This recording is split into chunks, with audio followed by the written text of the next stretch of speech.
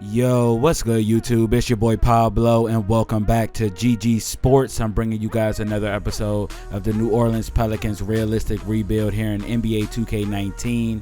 And I want to apologize for the wait right off the bat. It's been a couple of days. I just got back from vacation, just getting back into the swing of things, and can bring you guys this video. But before we get into the matchup versus Anthony Davis and the Boston Celtics, I want to remind you guys to leave a like and subscribe. If you are new, go ahead and hit that bell icon below the video so you stay notified every time I drop another one of these videos. But we will be facing off against Anthony Davis for the first time in franchise history. It's gonna feel weird. It sounds weird to even say as a Pelicans fan we're playing against Anthony Davis, but it's something we're gonna have to get used to hearing, as we made a blockbuster trade with the Celtics this past offseason and got Jason Tatum, Marcus Smart, and a few first-round picks.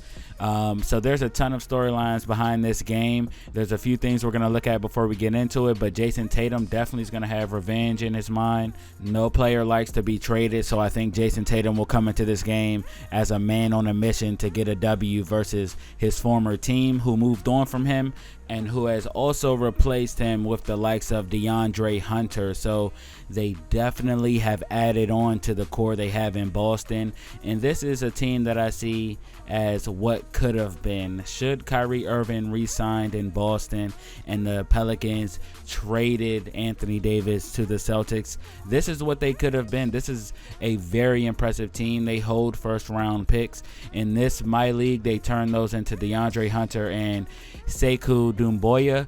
And those are two interesting wing players, one from France, the other from Virginia. And I don't think you can go wrong with either prospect. I think at least one of those guys will pan out here in Boston under the tutelage of Brad Stevens.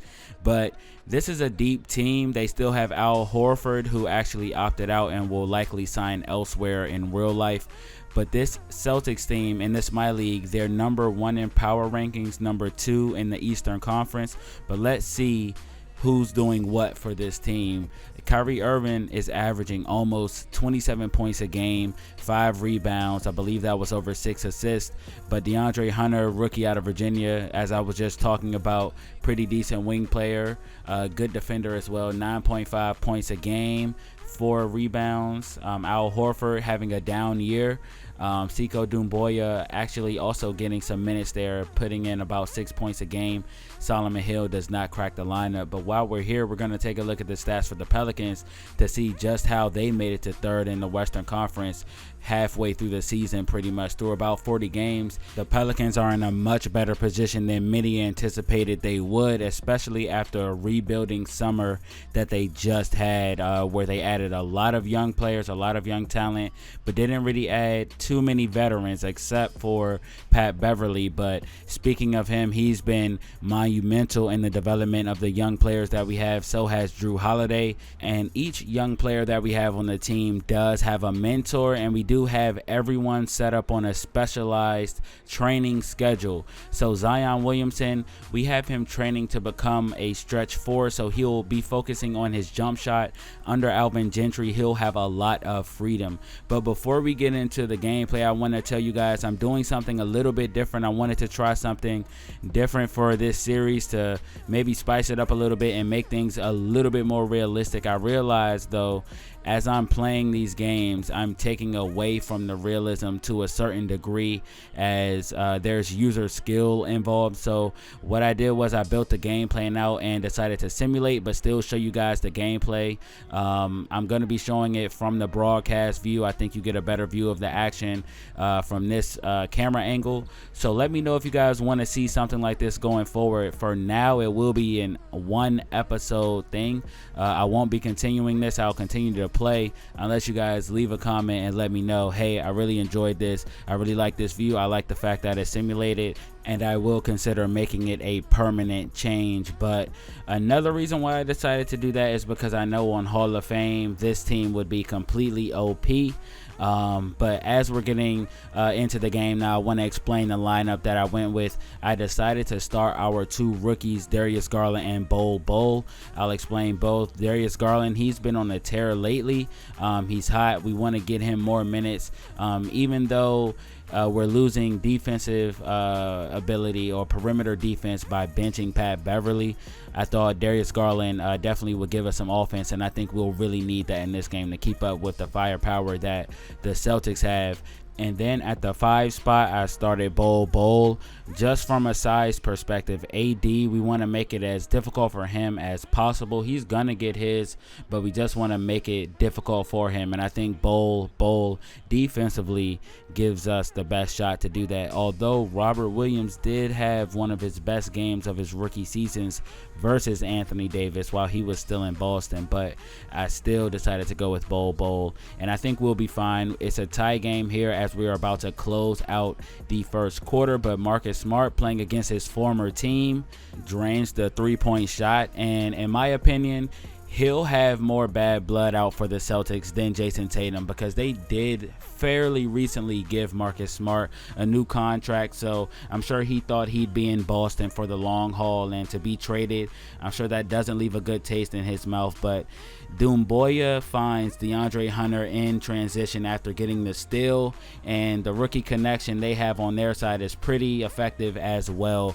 in Hunter and Doumbouya, whereas we have Bol and Darius Garland, who, by the way, have a lot of chemistry between the two. You'll see it throughout the video. You saw it in Summer League. Darius Garland and Bol off of our bench normally play very well in the minutes that they get together, but we have about 7 minutes to go before halftime. Marcus Smart trying to muscle past the defense of Doumbouya, but settles for the turnaround fader from mid-range instead, and it actually goes down for Smart.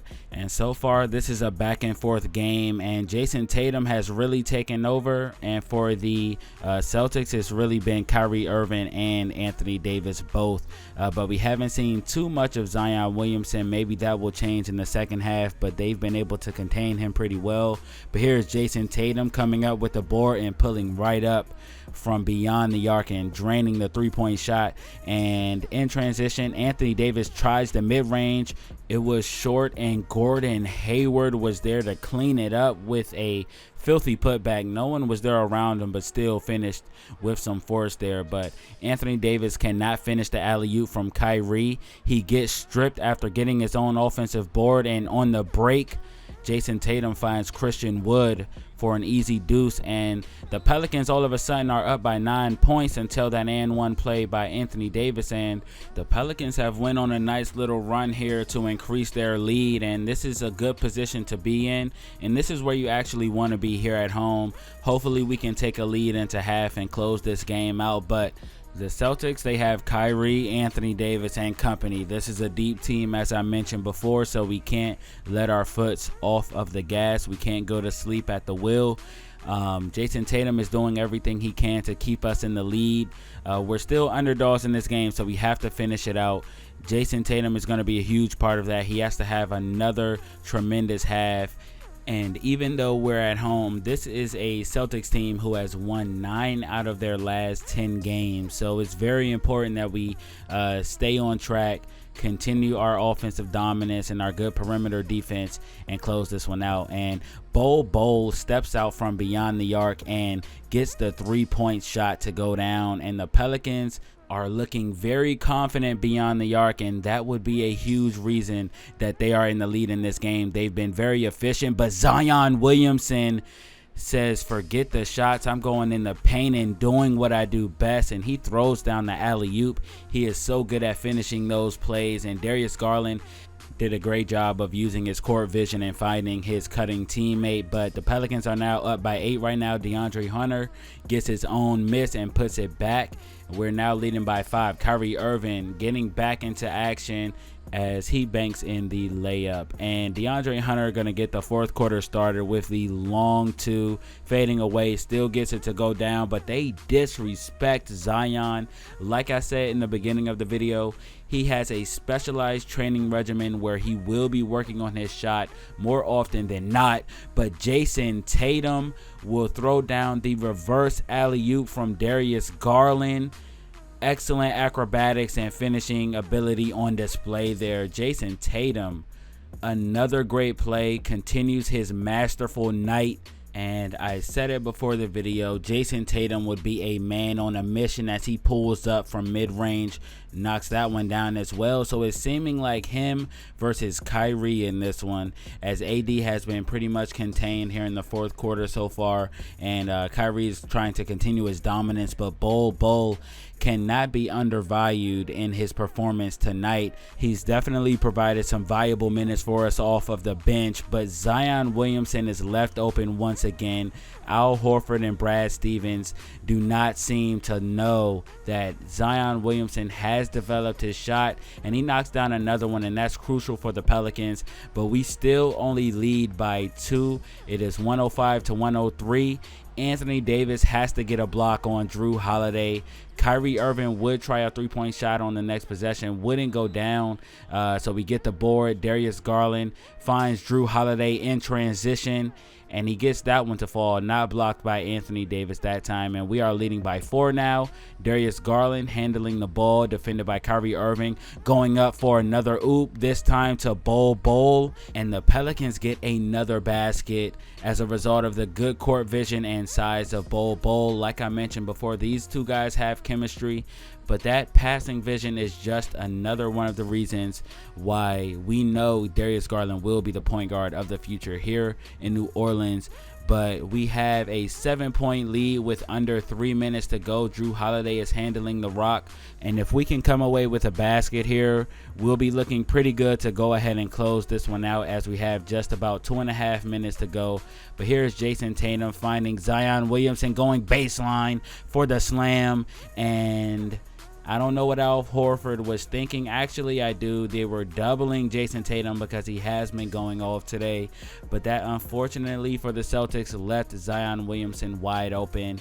And that would do it. That lay-in by Darius Garland pushed our lead to 11 with under 2 minutes to go. And the Pelicans do close out the Boston Celtics here in the Smoothie King Center by a final score of 121-111.